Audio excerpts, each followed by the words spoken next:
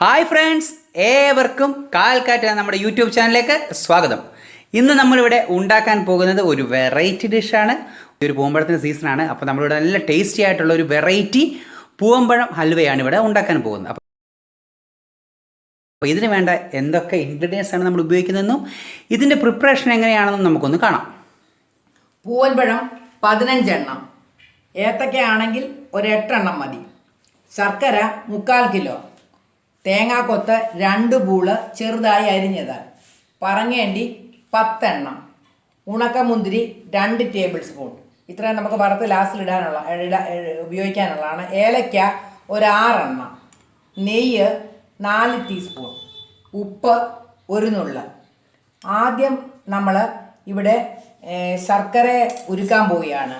അതിന് ഒരു 1/2 ഗ്ലാസ് വെള്ളം പാനിൽ വെച്ച ശേഷം അതിനകത്തോട്ട് ഈ ശർക്കര ഇട്ടിട്ട് അതിനെ നമ്മൾ പാനിയാക്കിയിട്ട് അരിച്ചെടുക്കണം. നമ്മൾ പാനിൽ വെള്ളം വെച്ചു, വെള്ളം ചൂടായി. ഇനി അതിലേക്ക് നമ്മൾ ഈ ശർക്കര ഇടുകയാണ്. ശർക്കരയ്ക്കകത്ത് നമ്മൾ വാങ്ങിക്കുന്നിടത്ത് പൊടിയോ അഴുക്കോ ഒക്കെ കാണും. അപ്പം ഇത് പൊടിയോ അഴുക്കോ മണ്ണോ വല്ലതും ആണെങ്കിൽ അത് നമ്മൾ പാനിയാക്കി കഴിയുമ്പോൾ അതിൻ്റെ അടിയും. അപ്പം നമ്മൾ പാനിയാക്കിയ ശേഷം ഇതിനെ ആറിയിട്ട് അരിച്ചാണ് എടുക്കുന്നത്. ആ സമയം ഞാൻ ഇവിടെ ഈ പൂവൻപഴത്തിന് 15 പൂവമ്പഴമുണ്ട്.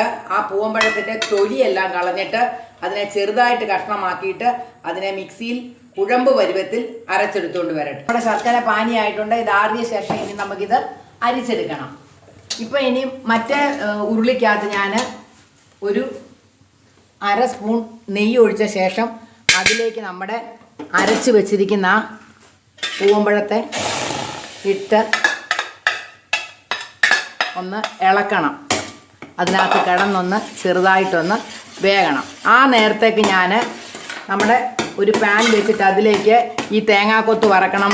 തേങ്ങാക്കൊത്തൊരു ചുവപ്പ് നിറത്തി വറുത്തിട്ട് പിന്നെ മുന്തിരിങ്ങയും അതുപോലെ കാഷ്യൂനട്ടും എല്ലാം ഒന്ന് നന്നായിട്ട് വറക്കണം. നമ്മൾ ഇതിനകത്ത് ചേർക്കാനുള്ളതാണ്. പിന്നെ ഏലയ്ക്ക് പൊടിച്ചെടുക്കണം ഇതിനകത്ത് ചേർക്കാനുള്ള. നമ്മുടെ പാൻ ചൂടായിട്ടുണ്ട്. അതിലേക്ക് അല്പം നെയ്യ് ഒഴിച്ചിട്ട് നമ്മുടെ അരിഞ്ഞു വെച്ചിരിക്കുന്ന തേങ്ങാക്കൊത്ത് ഒന്ന് വറക്കണം. ഇവിടെ തേങ്ങാക്കൊത്തിനെ ഞാൻ വഴറ്റിക്കൊണ്ടിരിക്കുക. അത് ബ്രൗൺ നിറം വരെ വഴറ്റണം. അപ്പുറം നമ്മുടെ തേങ്ങാക്കൊത്ത് വറുത്തെടുത്തു, നട്ട്സ് വറുത്തെടുത്തു. ഇനി നമ്മുടെ കിസ്മിസ് വറുത്തുകൊണ്ടിരിക്കുകയാണ്. അത് വറുത്ത് തീരാറായി. ഇപ്പുറം നമ്മൾ ഉരുളിക്കകത്ത് നമ്മുടെ പൂവൻപഴം മിക്സ് ചെയ്ത് അരച്ചുകൊണ്ട് വന്നത് നമ്മൾ ഇളക്കിക്കൊണ്ടിരിക്കുന്നു. അത് ഇളക്കി ഒരു വേവ് പരുവാകുന്ന ശേഷം മാത്രമേ അതിലേക്ക് നമ്മുടെ ആ ഊറ്റിയെടുത്ത പാനി ഇതിനകത്തോട്ട് ചേർത്ത് കൈ ഇളക്കാതെ നന്നായിട്ട് ഇളക്കണം. അത് നമ്മൾ ഇളക്കി ഒരുമാതിരി നല്ല പരുവായി വരുമ്പോഴത്തേക്ക് ഇടയ്ക്കിടയ്ക്ക് ഒരു സ്വല്പം നെയ്യ് ഒഴിച്ച് നമ്മൾ കൊടുക്കണം. ഇതിലേക്ക് സ്വല്പം നെയ്യ് ഒഴിച്ച് കൊടുക്കുകയാണ് അടിക്ക് പിടിക്കാതിരിക്കാനാണ്. അപ്പോൾ നമ്മൾ തുടർച്ചയായിട്ട് ഇളക്കിക്കൊണ്ടിരിക്കണം, കൈ ഇടക്കാതെ ഇളക്കണം.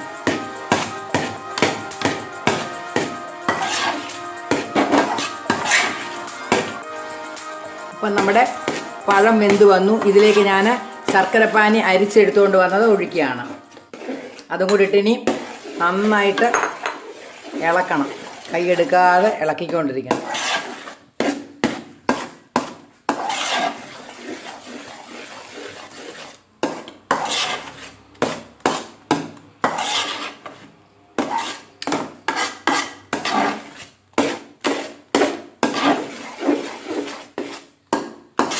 ഇതിലേക്ക് നെയ്യ് അല്പം ഒഴിച്ചു കൊടുക്കണം. ഇടയ്ക്കിടയ്ക്ക് സ്വല്പം നെയ്യ് ഒഴിച്ചു കൊടുക്കണം. അത് അടിക്ക് പിടിക്കാതിരിക്കാൻ വേണ്ടിയിട്ടാണ്. തന്നെയല്ല, ഹൽവയ്ക്ക് നല്ല രുചിയും ഉണ്ടാകും നമ്മൾ നെയ്യ് ചേർക്കുമ്പോൾ. ഇപ്പം നമ്മുടെ ഇത് വെന്ത് വരുന്നുണ്ട്. ഇടയ്ക്കിടയ്ക്ക് നമ്മൾ നെയ്യ് ഒഴിക്കുന്നത് ഈ ഉരുളിയെ പിടിക്കാതിരിക്കാൻ വേണ്ടിയിട്ടാണ്. ഇപ്പം ഒരുമാതിരി വെന്തു. ഇനി ഞാനിതിലേക്ക് ഈ വറുത്ത് വെച്ചിരിക്കുന്ന നട്ട്സും അതുപോലെ തേങ്ങയുടെ കൊത്തും ആ കിസ്മിസും കൂടെ ഇടുക.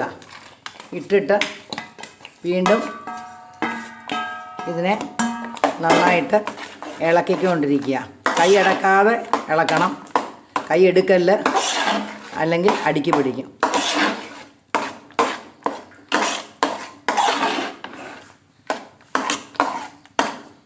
എന്താണ്ട് കുഴഞ്ഞ് വരുന്ന പരുവമുണ്ട്. ലാസ്റ്റിലാവുമ്പോഴത്തേക്ക് ഉരുളിയെന്ന് വിട്ട് വരും. നമ്മൾ ഇടയ്ക്കിടയ്ക്ക് സ്വല്പം നെയ്യും കൂടെ ഇതിനകത്തോട്ട് ഒഴിച്ചു കൊടുത്തുകൊണ്ടിരിക്കണം.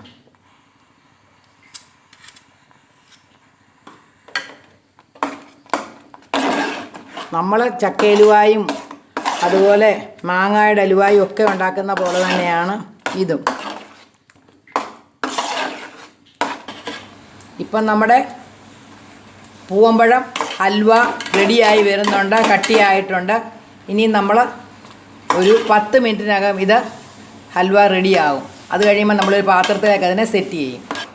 ഇപ്പം നമ്മുടെ ഹലുവ റെഡിയായി മുറുകി നല്ല പരുവായിട്ടുണ്ട്. ഇനി ഞാനിതിനെ പാത്രത്തിലോട്ട് മാറ്റാൻ പോവാണ്. ഏത് പാത്രത്തിലാണോ ഇത് സെറ്റ് ചെയ്യാൻ പോകുന്ന ആ പാത്രത്തിൽ നന്നായിട്ട് നെയ്യൊന്ന് പുരട്ടുക, ഇളകി വരാൻ വേണ്ടിയിട്ടാണ്. അതിലേക്ക് നമ്മൾ ഈ ഹൽവയെ വെച്ചിട്ട് അതിന് മുകളിലും ഈ ബ്രഷ് വെച്ച് നന്നായിട്ട് തൂക്കണം.